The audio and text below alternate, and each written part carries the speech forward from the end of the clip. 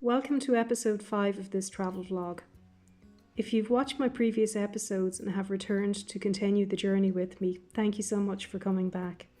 If you've just found the channel, here's a rundown of what's been happening so far. After spending a few days in Vancouver, I boarded Royal Caribbean's Ovation of the Seas. I'm on a 4-week cruise across the Pacific Ocean from Vancouver, Canada to Sydney, Australia. So far we've had ports of call in Seattle. We've had 5 days at sea, crossing the Pacific Ocean to the beautiful Hawaiian Islands. We've had 3 days in Hawaii, 2 of which were spent on the lovely island of Maui, where we got to experience wonderful weather and cultural activities. And our final day in Hawaii was in Honolulu.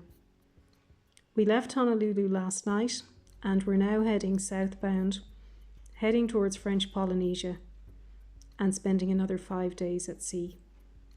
Now what you can see on screen there is actually the itinerary, and as I explained in episode 1, this is actually a cruise which is made up of 2 cruises back to back. So the first cruise in theory was from Vancouver to Honolulu, that ended there yesterday, and this second one, which is 20 days in duration, is from Honolulu to Sydney. Over the course of the next 5 days, we will be travelling about 2,700 miles, heading directly south and due to cross the equator in about 2 days' time. Now this episode is a bit shorter than some of the previous episodes, and that's really because this vlog has been put together at the end of the 5 sea days.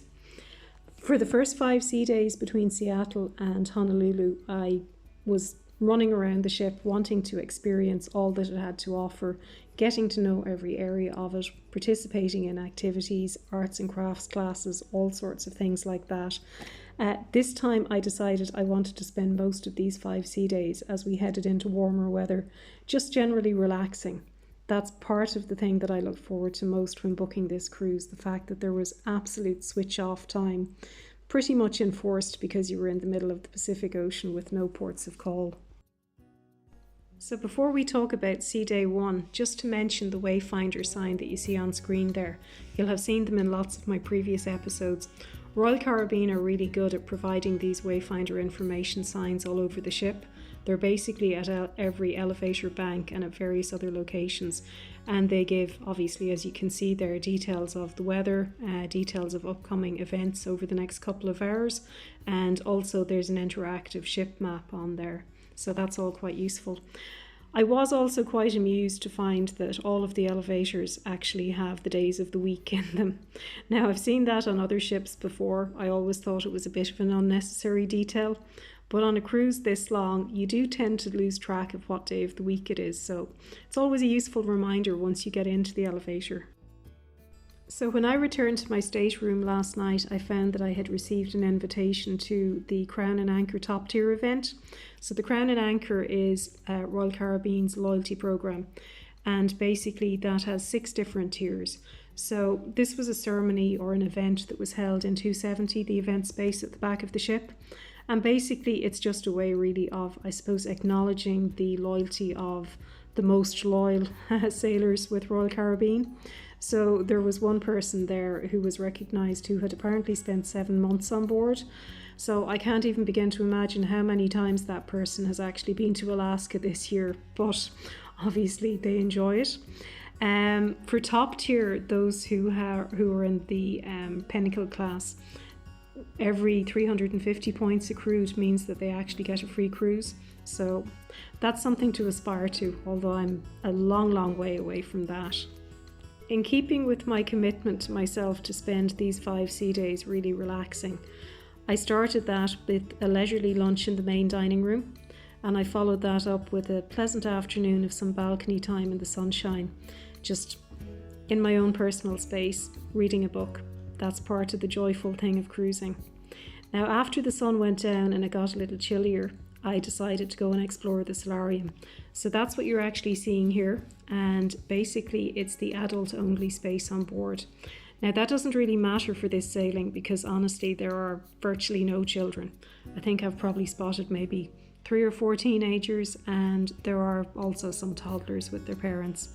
So really not an issue as regards space being invaded by lots of children. So this is a really nice space. There are some very comfortable seating areas, there are hot tubs, and the whole thing is entirely covered in. So on chillier days, it's a really good space if you can find a nice comfortable seat. Now in the evening, I decided to go to the main show in the theatre.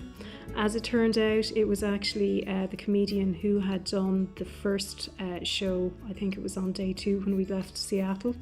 Now he was very funny on the first show. Unfortunately, on this particular show, it turned out that he used most of the same material. I'd say probably about 60 to 70% were the same jokes, which kind of lose their humour when you hear it for the second time.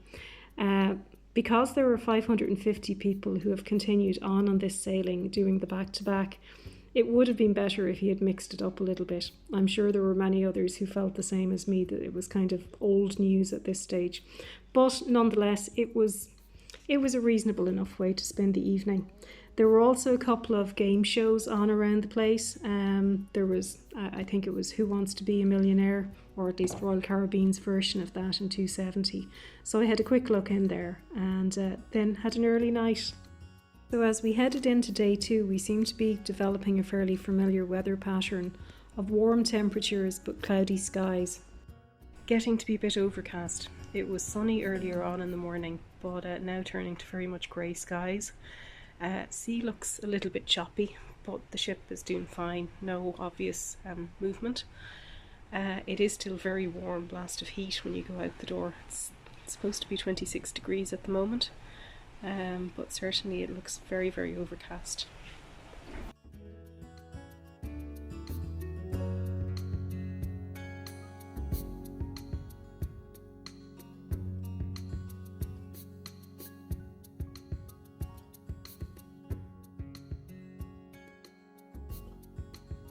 For lunch, I decided to try out Fish and Chips. Now, that's a venue that's just off the pool deck.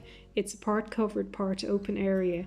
If anybody is familiar with Anthem of the Seas, it's actually the location where Johnny Rockets is. So the offering in there is some complimentary items, as you can see on the left-hand side there, and then a couple of upcharge items. So it was my first time going there. The food is made to order and it's quite tasty, and it's a good alternative at lunchtime for a quick snack. So now, after that, what you can see here is the Seaplex activities in the afternoon. I headed up there to see what was going on in this multifunction space. You'll have seen in a couple of the previous videos that it's used for a wide variety of things, including sport, as you might expect, but also for bumpers. It's had roller skating going on, and here there was a salsa class, which was having quite a number of fairly enthusiastic participants. Now, I think later in the cruise, according to the schedule, there are a number of other type of dance classes. So there's country line dancing as well, which I would say would be similarly popular.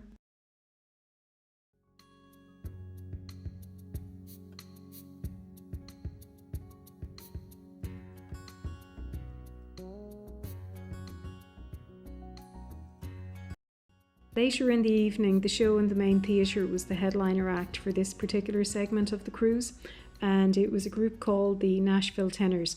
So it was 3 singers who performed with the backing of the Royal Caribbean Orchestra, and basically their music is a brand of a country take on popular songs. So while they did authentic country songs, music by Garth Brooks and so on, they also did performances with a country twist, music by Michael Bublé, Adele and various other artists.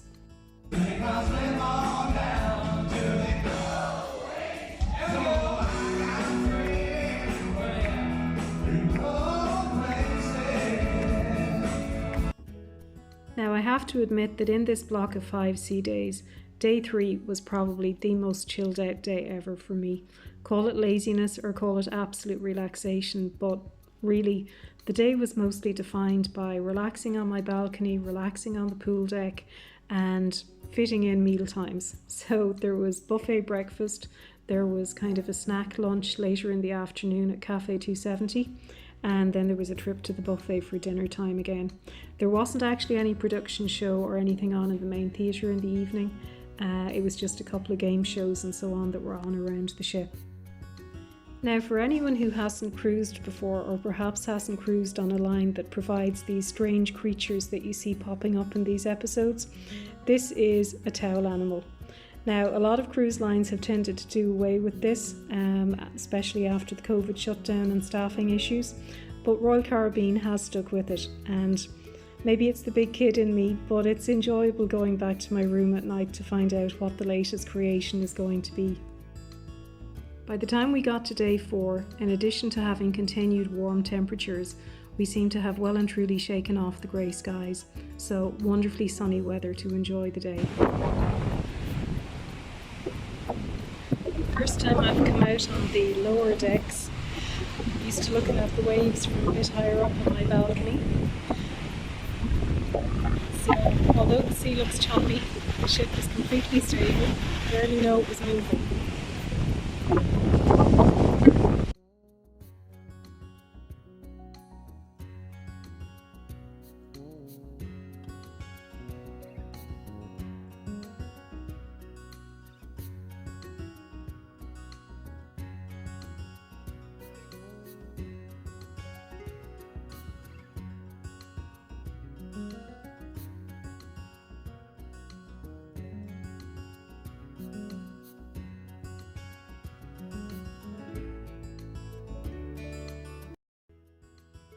Now, the big event of the day and one of the unique features of this repositioning cruise was the crossing of the equator. Technically, we apparently crossed the equator in the middle of the night, but there was a ceremony held on board during the day. Now, it's all a bit of fun. I wouldn't say it's a serious ceremony by any means, but still interesting to participate in. Now, the history of this seafaring tradition dates back over 400 years, and basically it's a ceremony to commemorate the first time a sailor crosses the equator. Before crossing the equator, the sailor is known as being a polywog and is basically meant to be the lowest level of sailors in the ranks. After they cross the equator, they're considered to have become more proficient, and they're known as shellbacks. So this has been adopted into modern culture, and there are various different ways that it happens on cruise ships. On this trip, I had seen a number of online videos of various different ceremonies that had taken place on cruise ships. They involved, in some cases, quite a bizarre mix of people having to kiss dead fish or being doused in gunge. So there was no way I was planning to participate in anything like that. In comparison, Royal Caribbean did quite a almost tasteful and sedate ceremony. So King Neptune, otherwise known as the cruise director, and his staff were on hand to basically baptise those crossing the equator for the first time. So it involved being sprinkled with what was meant to be water from the North Pacific first, and then after that being sprinkled with water from the South Pacific, representing the change from us going from polywogs to shellbacks.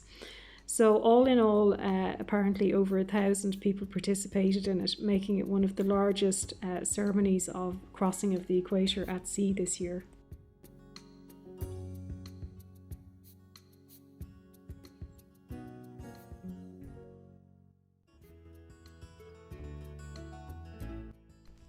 And it was a nice touch that all guests then received a certificate to commemorate the crossing of the equator. And so we get to day 5. It's amazing how quickly the time has passed. Before embarking on this cruise, I would never have imagined how quickly time would pass without any ports of call. There were various activities on around the ship today. In the morning there was the captain's question time. Now, I didn't get to make it to that, but it usually is quite interesting. And captains are generally quite receptive to answering a wide variety of questions thrown at them from the audience. I did, however, make it to the fruit carving demonstration. Now, that in itself was fascinating. How anybody is skilled enough to take a melon and a pineapple and turn it into those creations, I don't know, but it was really great to see the end product. After that, I decided to treat myself to lunch in one of the specialty restaurants, so I went to Jamie's Italian. Now, a top tip for anybody who may like to dine in specialty restaurants but finds the cost a bit off-putting. The ones that are open at lunchtime generally offer a very similar menu to the evening dining, but at a much reduced price. So I think it was probably about almost 50% reduced from the nighttime price. Now, as you'll see from the footage, the restaurant wasn't at all busy, so there was no problem getting a nice table. One of the things that surprised me over the last couple of days is how quiet the ship has been. If you watched episode 4 when I reboarded the ship in Honolulu, I was slightly concerned that the place had got so busy with the new intake of guests for this leg of the cruise, with many of them seeming intent on getting full use out of their beverage package. In contrast, over the past few days, the atmosphere has been totally different, which has been lovely. It's been so quiet. Everyone has obviously found the place that they're comfortable with. So the lunch menu in Jamie's is a 4-course. So it's the starters, it's a pasta course, it's mains and it's dessert. And it was all delicious. I had the garlic buns to start with and followed that up with seafood linguine. And then the main course was Calabrian chicken. It was all just so delicious, but I still left room for dessert. So that was a chocolate brownie with popcorn and ice cream, which was an unusual combination. After a hearty lunch with generous portions, I definitely didn't feel the need to have dinner tonight. The guest act in the main theatre in the evening was certainly unusual. It was basically a person who was an Olympic gymnast, who was also a comedian, and who did an almost Cirque du Soleil type act using silks and performing acrobatics. So a very odd combination, but still fun to watch.